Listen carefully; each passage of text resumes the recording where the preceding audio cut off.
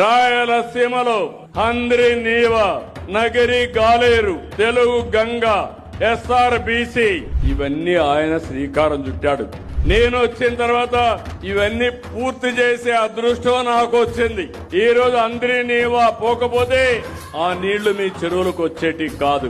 ఆ చెరువుల్లో నీళ్లు వస్తే బంగారు పండించే రైతాంగం ఉన్నారు.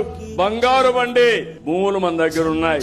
అందుకే నేను ఆలోచించి ఒక సంవత్సరంలో 3,500 కోట్ల రూపాయలు అవుతుందంటే పర్వాలేదు, అందరి నీవా కాలం వెడల్పు చేయాలని 733 కిలోమీటర్లు వెడల్పు చేసి కడాను కుప్పానికి కూడా నీళ్లు ఇచ్చామంటే మీరు గుర్తుపెట్టుకోవాలని ఆ పట్టుదల. మీరంతా భగీరథుడి గురించి ఇట్టారు.